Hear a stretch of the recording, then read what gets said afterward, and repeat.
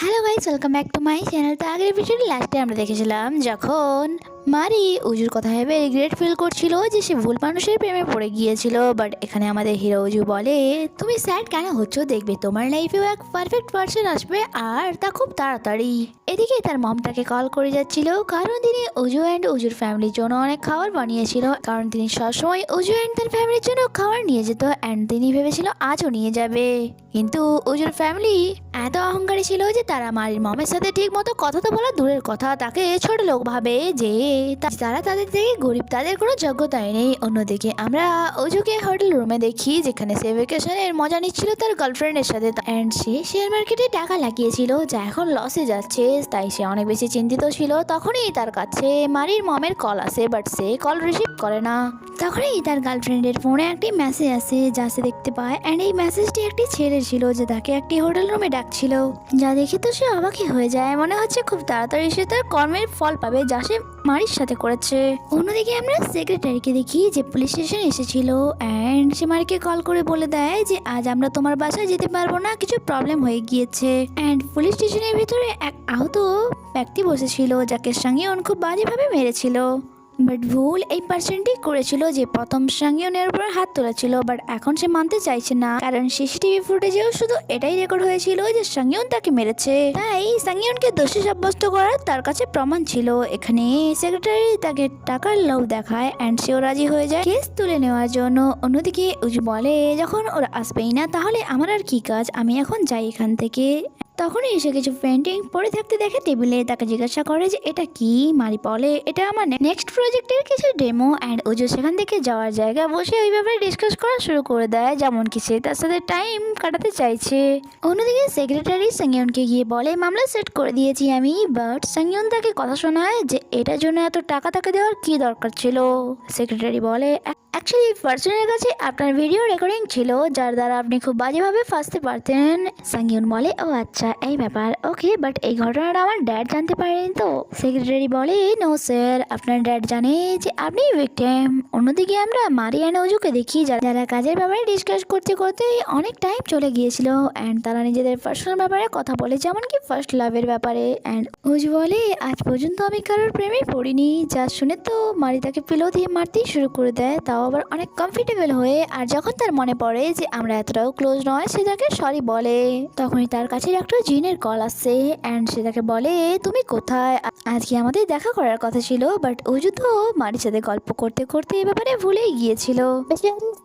অনেক খুঁজে এসেছিল আজ এই ভেবে যে সে উজুকে আজ প্রপোজ করবে, বাট সেটা তো আর হলো না, তাই সে স্যাড হয়ে একটি জায়গায় যায় যেখানে সে ড্রিঙ্ক করছিল। তখনই সেখানে সেক্রেটারিও আসে ড্রিঙ্ক করার জন্য। জিন তো তাকে চিনতো, বাট সেক্রেটারির জন্য সে অচেনা ছিল। এখানে জিন তাকে বলে, তুমি আমাদের ভিআইপি পেশেন্টের জন্য কাজ করো তাই না। সে অনেক বেশি খারাপ মানুষ, সে একটি খারাপ মানুষ। অ্যাকচুয়ালি সে সাংইয়নের কথা বলছিল। সেক্রেটারি বলে, তুমি কি করে জানলে। জিন বলে, আমি ওই হসপিটালেই কাজ করি। সেক্রেটারি বলে, তুমি ভুল শুনেছো, কারণ আমার বস সত্যি অনেক ভালো মানুষ, অ্যান্ড এইসব রিউমার্স যারা ছড়ায় তাদের টাকা দিয়ে মুখ বন্ধ করে দেওয়া দরকার। জিন বলে, টাকা দিয়ে সব কেনা যায় না, যেমন মনের শান্তি, তোমার মনের শান্তি নেই, সেই জন্যই তো তুমি এখানে বসে ড্রিঙ্ক করছো। সেক্রেটারি তার দিকে একটা ড্রিঙ্কের গ্লাস দিয়ে বলে, এটা খাও আর এখান থেকে চলে যাও, একটু বেশি বকছো তুমি।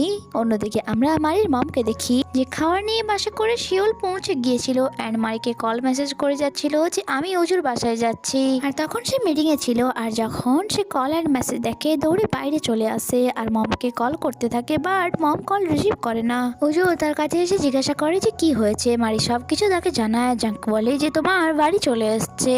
উজু বলে, তুমি ভেতরে গিয়ে নিজের প্রজেক্ট দেখাও, আমি যাচ্ছি তোমার মমের কাছে, তুমি তোমার এক্স হাজব্যান্ডের অ্যাড্রেস আমাকে পাঠিয়ে দাও। অন্যদিকে আমরা মমকে দেখি সে সেখানে পৌঁছে গিয়েছিল, অ্যান্ড উজুর মম অ্যান্ড তার সিস্টার অনেক খারাপ ব্যবহার করছিল ওনার সাথে, অ্যান্ড মারি ব্যাপারেও তারা উল্টো পাল্টা বলছিল, আর মমকে ধাক্কা মেরে নিচে ফেলে দেয়, আর যার কারণে সমস্ত খাবারও এখানে পড়ে যায়। তখন সেখানে উজু আসে অ্যান্ড মমের হেল্প করে আর বলে, আমি মারির কলিগ, সে মিটিংয়ে বিজি আছে তাই সে আসতে পারেনি আর আমাকে পাঠালো।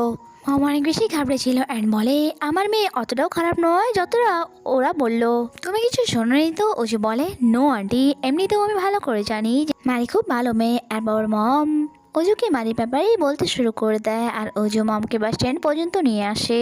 মম মারিকে কল করে বলে আমি অজুর সাথে দেখা করতে পারিনি আর এখন আমি অজুর সাথে আছি আর ভিলেজে ফিরে যাচ্ছি আবারও। অ্যান্ড অজুকে বলে তুমি মারিকে কিছু বলো না আর সেখান থেকে চলে যায়। নেক্সট সিনে আমরা মারিকে দেখি যার কাছে অজুর সিস্টেম ওয়ানজার কল আসছে অ্যান্ড এখানে সিন কাট হয়। নেক্সট সিনে আমরা মারিকে দেখি সে অনেক স্যাড ছিল আর যখন অজু তার বাসায় আসে মারিকে এভাবে দেখে সে ভাবে কি হয়েছে অ্যান্ড আমরা জানতে পারি যে মারিকে আগেই অজুর সিস্টার কল করে সব কিছুটা জানিয়ে দিয়েছে অ্যান্ড তাকে অনেক কথাও শোনায় যে তোমার মমের জন্য আমার মমের আজ এই অবস্থা, তিনি কোমাতে চলে গিয়েছেন।